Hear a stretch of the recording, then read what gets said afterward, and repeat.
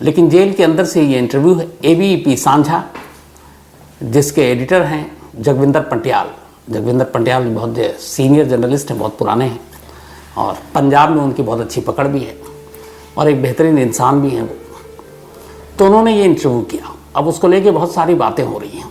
तो ये पूरा इंटरव्यू लेकिन कैसे क्या हुआ ये मैं आगे बताऊं उससे पहले इस इंटरव्यू में एक जगह पे, बल्कि कई जगह पे बार बार लॉरेंस बिश्नोई ये कह रहा है कि उससे पूछा गया था जब कि तुम अब क्या करना चाहते हो ज़िंदगी में, तो उसका ये जवाब था कि बस मैं एक बार सलमान खान को मारना चाहता हूँ।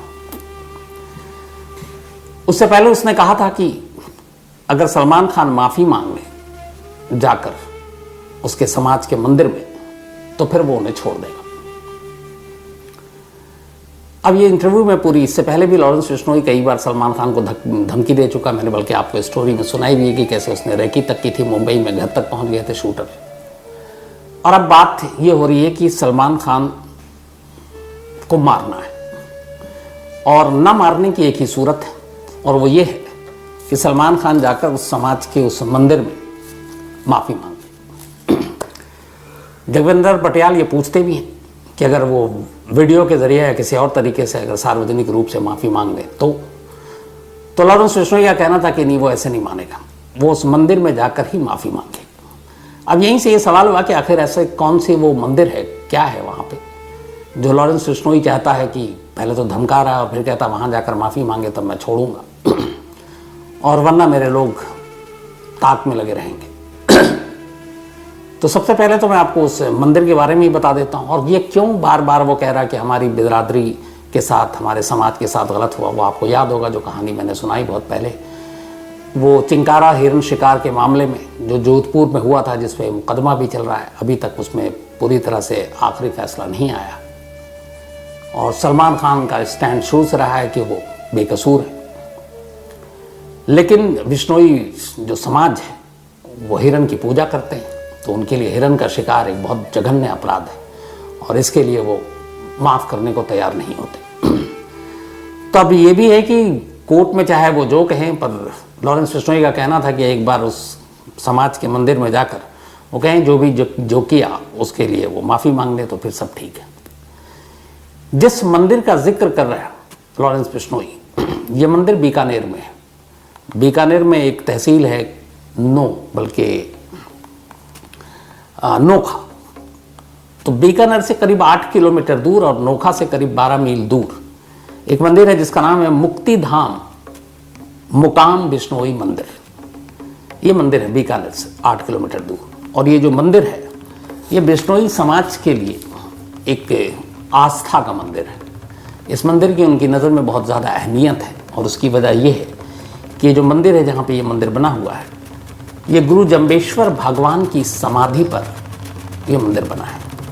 और इतिहास ये है इस मंदिर का कि 1593 में गुरु महाराज जम्बेश्वर भगवान इनके शरीर को यहाँ पर लाया गया था और आखिरी पड़ाव था उनके शरीर को यहाँ लाने का और इसके बाद यहीं समाधि हो गई। तो ये समाधि एक तरह से है और इसी समाधि पर फिर ये मंदिर बना और इसीलिए इसको तीर्थ मुकाम, या फिर ये भी कहते हैं कि यहाँ पे जो निस्वार्थ भाव से आकर सेवा करे और माफ़ी मांगे तो उसे माफ़ कर दिया जाता है। तो इसीलिए इसका नाम भी तीर्थ मुकाम पड़ा इस मंदिर का। और इसी मंदिर में, और मुक्ति धाम इसलिए कि यहाँ पे आकर हर एक को मुक्ति मिलती है, ये मान्यता है बिश्नोई बिरादरी की। तो उनके लिए ये बहुत ही पवित्र, बहुत ही ख़ास जगह है ये मंदिर। और इसी मंदिर में मुकाम धाम बिश्नोई समाज की जो ये आस्था का मंदिर है, इसी मंदिर में लॉरेंस बिश्नोई चाहता है कि सलमान खान जाएं और जाकर माफ़ी मांगे तो वो फिर छोड़ देगा। अब एक गैंगस्टर धमकी दे रहा है और बाकायदा बाहर में उसके जो बैठे हुए लोग हैं वो भी धमकी दे रहे हैं। लॉरेंस बिश्नोई के इंटरव्यू के बाद बाहर से भी कई लोगों ने लेटर भेजा और कहा है कि इंटरव्यू देखो और अगर नहीं देखा है तो फिर से देखो और माफ़ी मांगो, और अगर ऐसा नहीं किया तो फिर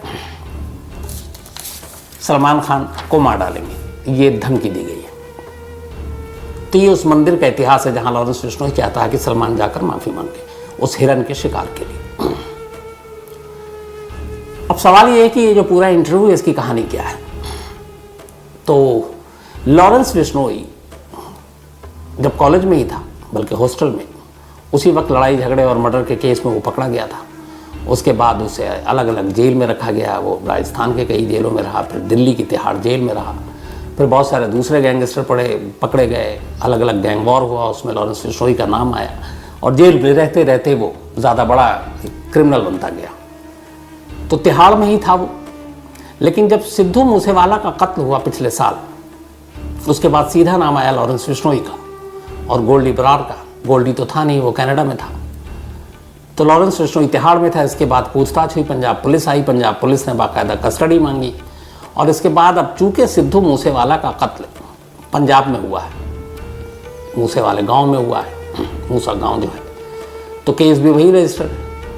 तो उस मर्डर का जो मेन आरोपी है वो फिलहाल लॉरेंस बिश्नोई है और इसीलिए उसको गिरफ्तार करने के बाद कस्टडी में अदालत से मांगा और फिर पंजाब पुलिस अपने साथ ले गई। पहले वो पंजाब पुलिस की कस्टडी में रहा और फिर उसके बाद उसको न्यायिक हिरासत में जेल भेज दिया गया।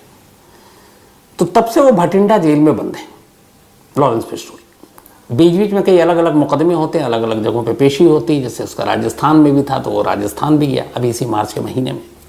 लेकिन ज़्यादातर वक्त उसका जो कट रहा है वो भटिंडा जेल में कट रहा है। अब कई बार मैंने इसी कहानी में आपको बताया है कि आजकल के इस दौर में अलग अलग जेल में जो बाहर में ज़्यादा चीज़ें हैं उससे ज़्यादा कहीं ज़्यादा आपको आराम ऐश जेल के अंदर है। जेल के अंदर से लोग गैंग चला रहे हैं, जेल के अंदर रहते हुए लोग बड़े गैंगस्टर बन रहे हैं।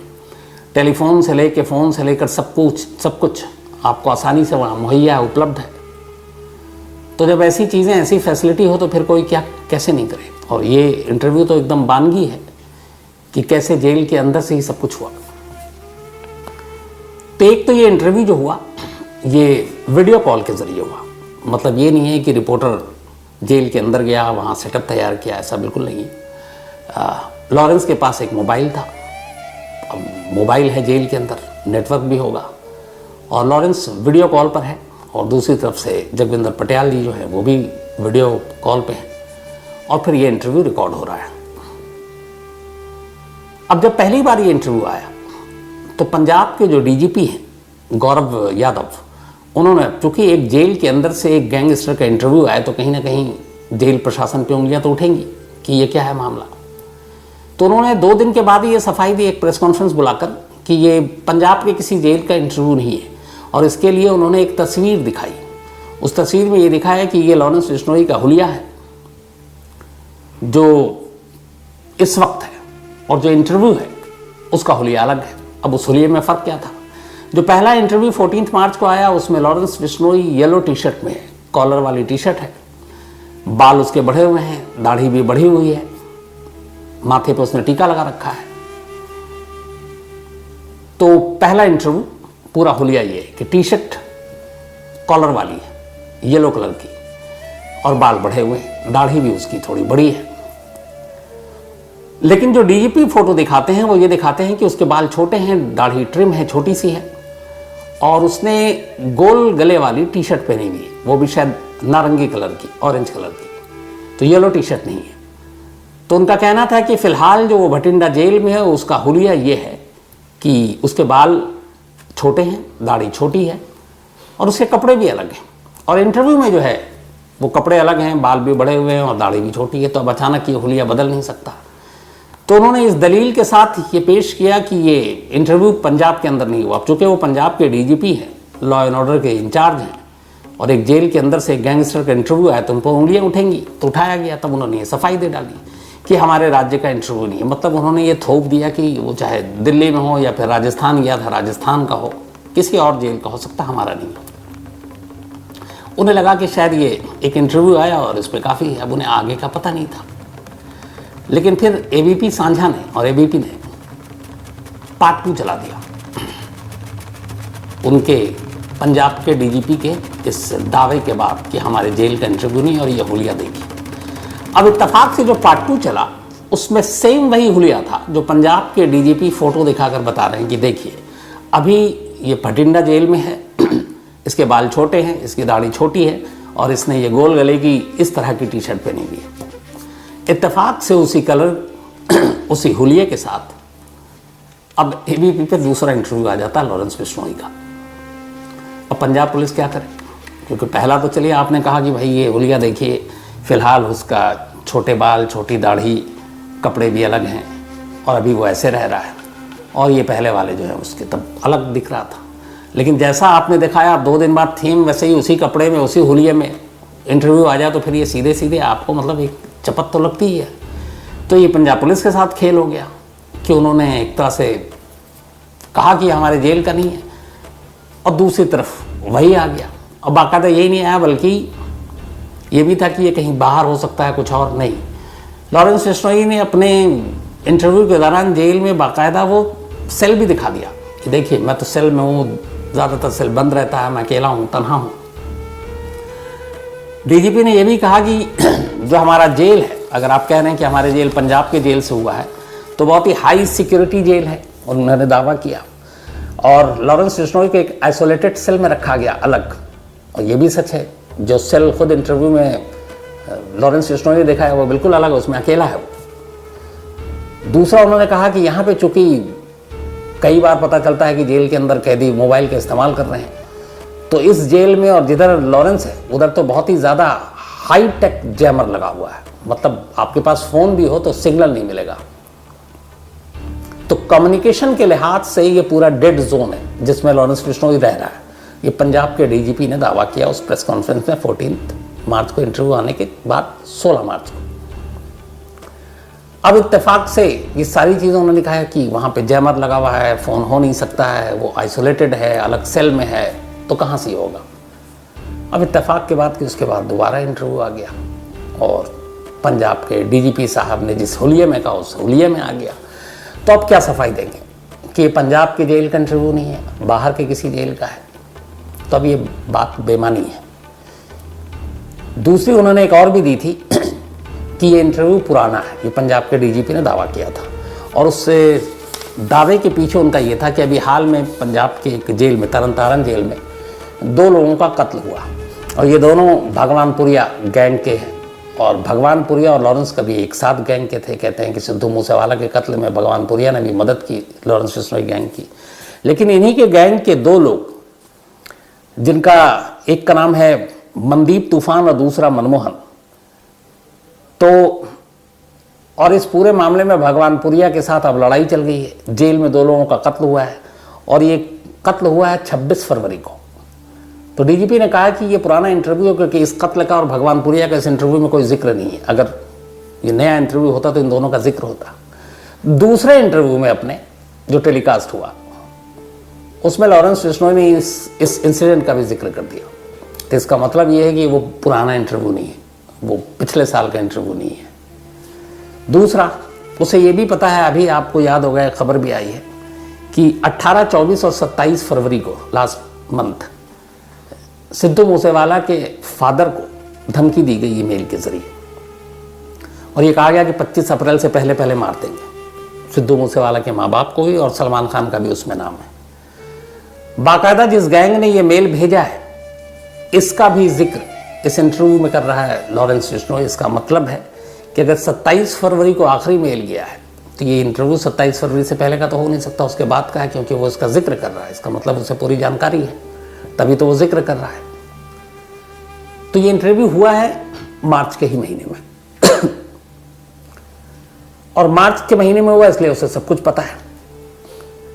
अब इस इंटरव्यू की जो कहानी है वो ये है कि जो कहते हैं, खुद जगविंदर पटियाल जी ने भी कहा कि वो पिछले 6-7 महीने से पंजाब में जब भी वो लाया गया तो वो कोशिश कर रहे थे। बहुत सारे रिपोर्टर, हमारी टीम के भी रिपोर्टर यहाँ दिल्ली में तिहाड़ जेल में कोर्ट में पहुँच जाते थे जब भी के इंटरव्यू के लिए, तो वो कुछ ज़्यादा बोलता नहीं था।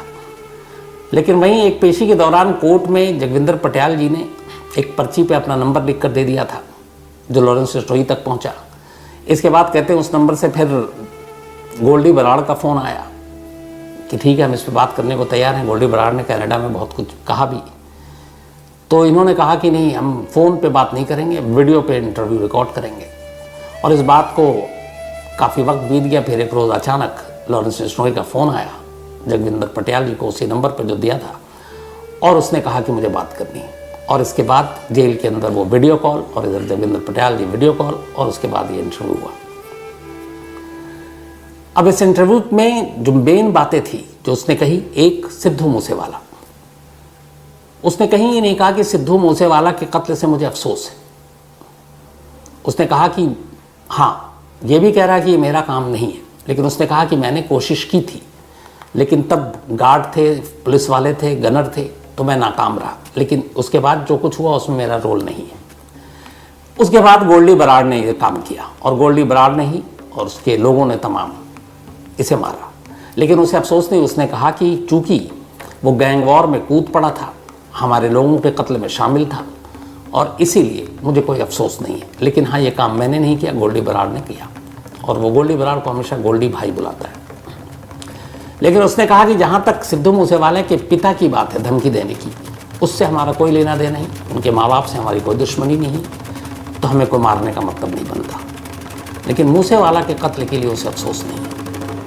हाँ, कानूनी लड़ाई से बचने के लिए वो खुद क्लेम नहीं कर रहा है कि इसमें मेरा हाथ है। उसने कहा कि मैंने कोशिश की थी, लेकिन तब मैं कामयाब नहीं हो पाया, लेकिन ये लोग कामयाब हो गए। तो ये अपना सब कुछ गोल्डी बराड़ और बाकी पर रख रहा है। ये भी कह रहा है कि जिस दिन गोल्डी भाई, यही कहकर वो बोलता है, वो खुद ही बता देंगे सच्चाई, लेकिन मैंने ट्राई किया, नहीं हो पाया, उन लोगों ने कर दिया।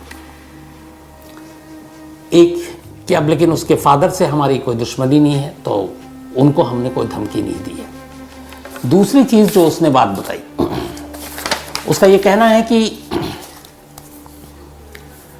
अमृत पाल, आजकल आप सुन रहे होंगे, एक पंजाब में जिससे सारी चीज़ें लेकर मामला चल रहा है, उसने कहा कि वो भी बस अपनी दुकान चला रहा है, जैसे ये खुद लॉरेंस बिश्नोई अपनी दुकान चला रहा है। तो उसका कहना है कि उन सबसे कोई मतलब नहीं है, लेकिन अब हीरो बनने के लिए लॉरेंस बिश्नोई ने यह भी कहा है कि हम और उसके गैंग के लोग पंजाब में ड्रग्स के जो बेचेगा उसको सज़ा देंगे। तो एक तरह से ये भी हीरोइज़म वाली बात है। लेकिन अपने पूरे इंटरव्यू में उसने कहा कि मैंने आज तक अपने हाथ से कोई मर्डर नहीं किया, मैंने कभी हथियार नहीं उठाया। हाँ, फ़ोटो खींचने के लिए सोशल मीडिया पर हथियार हाथ में लिया हो तो अलग बात है। ना कभी मैंने किसी पर हमला किया। जिसको भी मारा गया वो सामने से उसने पहले हमला किया, हमारे लोगों को मारा, इसलिए पलटकर हमने मारा। उसका ये कहना था कि मैं तो सीधे हॉस्टल से ही जेल पहुंच गया और पिछले 10-11 साल से जेल में हूँ। लेकिन जेल के अंदर से वो फ़ोन पे बात करके ये सारी चीज़ें कर रहा है, इसका मतलब है कि उसे सब कुछ पता है, और जेल में जिस तरीके से गैंग चलता है ये उसकी बानगी है। इंटरव्यू, इस इंटरव्यू की सबसे ख़ास बात यह है कि जोगिंदर पटियाल जी ने जिस तरह के सवाल पूछे वो सवाल बेहतरीन थे, और एक गैंगस्टर या इस तरह के क्रिमिनल से, क्योंकि हमेशा ये होता है कि हम लोग क्रिमिनल को या अंडरवर्ल्ड को ग्लोरीफाई करते हैं, तो वो होना नहीं चाहिए। तो जिस तरीके से बार बार ये भी कि ये जुर्म का रास्ता ठीक नहीं है, कहाँ तक जाओगे, क्या करोगे, फ्यूचर क्या है, और ये भी कि तुम अपने आप को सीधे बता रहे हो, तो वो सवाल बेहतरीन थे।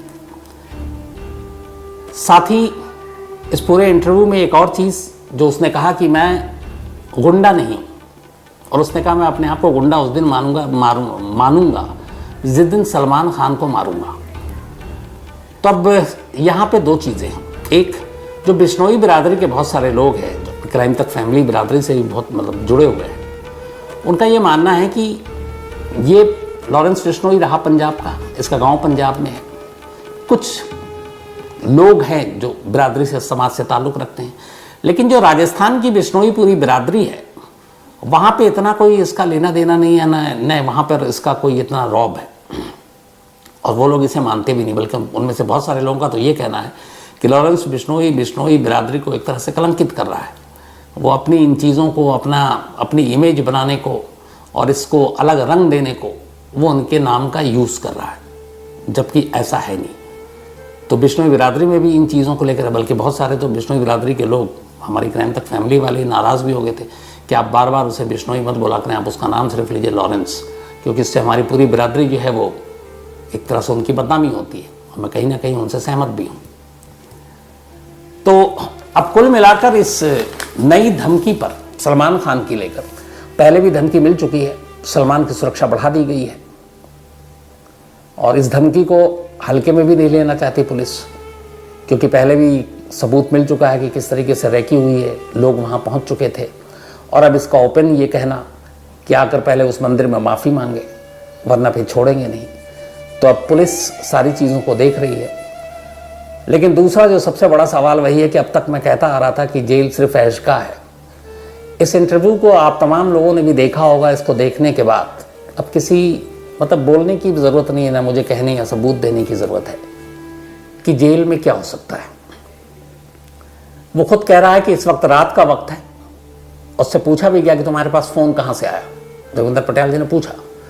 तो लॉरेंस कहता है कि ये दीवार के पार से आ जाता है।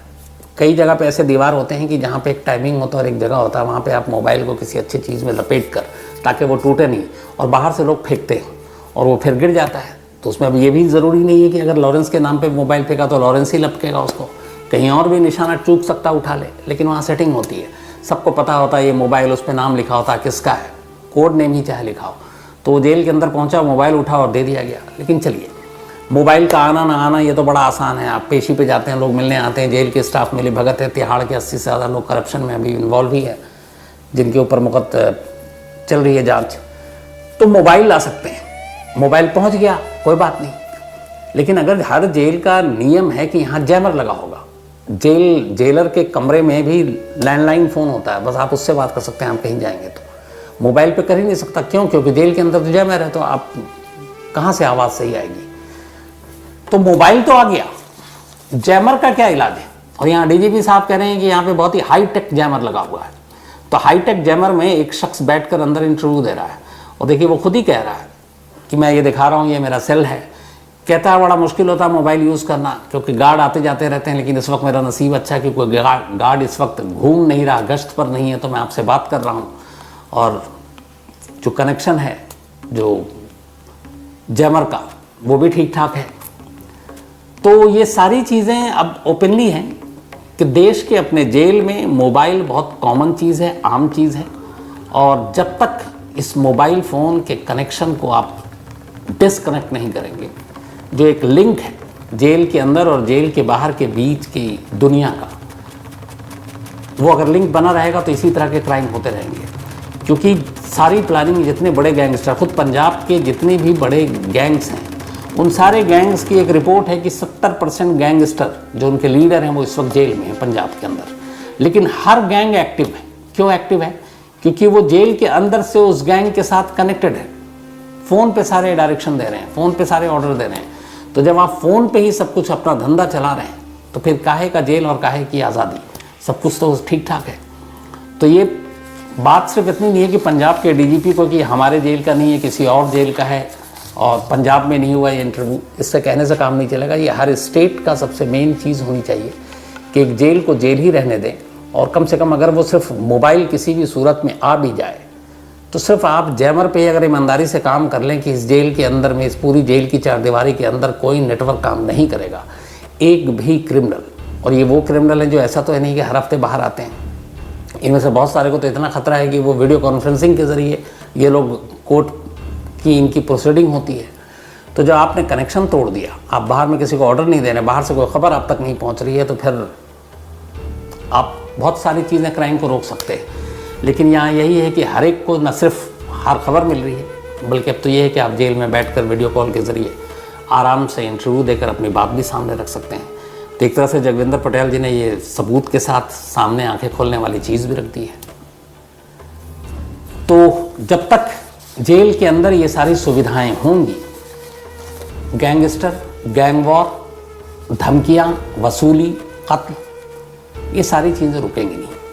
और इसको लेकर मुझे लगता है कि अब पुलिस या जेल प्रशासन को छोड़िए, कोर्ट को ज़्यादा सख्त होने की ज़रूरत है। मेरा मानना है कि जिस जेल से मोबाइल या अगर कनेक्शन, कहीं से बातचीत, क्योंकि अब तो CDR भी निकल आता है कि लोकेशन क्या है। जेल के अंदर अगर कोई मुजरिम बात कर रहा हो, कोई कैदी बात कर रहा हो, तो सीधे सीधे उस जेल के ऊपर से नीचे तक जितने भी स्टाफ हैं जो डायरेक्ट जिम्मेदार हैं, उनके खिलाफ सख्त एक्शन लिए जाने की ज़रूरत है, सख्त कार्रवाई होनी चाहिए, ताकि एक बार उन्हें लगे कि अगर किसी एक ने बात कर ली तो हमारी नौकरी चली जाएगी, तो फिर कोई अपनी नौकरी को दांव पर लगाकर इस तरह की फैसिलिटी किसी को देगा नहीं। खैर देखिए ऐसा कब होता, उम्मीद करता हूँ कि लेकिन ऐसा हो, ताकि जेल के अंदर से ये जो सारा खेल है ये बंद हो। और ये बंद होगा तो आप यकीन मानिए बाहर की दुनिया में क्राइम कम हो जाएगा। हाँ, लेकिन एक और भी चीज़ चलते चलते याद आया बहुत पहले मैंने आपको कहानी में सुनाई थी, और भगवंत मान सिंह जो पंजाब के मुख्यमंत्री, उन्होंने बाकायदा गुजरात दौरे पर थे और एक दावा किया था कि उन्हें खबर मिली है कि गोल्डी बरार अमेरिका में हिरासत में ले लिया गया है और उसके बाद उसको भारत लाने की कोशिश की जा रही है। तो एक सवाल लॉरेंस बिश्नोई से ये भी पूछा गया गोल्डी बरार की हिरासत के बारे में, तो जवाब था कि वो बिल्कुल भी हिरासत में नहीं है और वो अमेरिका में भी नहीं है, यूरोप में है या फिर कनाडा में है, यहीं कहीं है, लेकिन वो हिरासत में नहीं है। यानी कि गोल्डी बरार के हिरासत में ले जाने की खबर जो खुद पंजाब के चीफ मिनिस्टर ने ऑफिशियली कैमरे पर आकर दिया था, वो झूठा था और गलत था। तो फिलहाल कहानी में इतना ही, लेकिन कहानी खत्म करूं उससे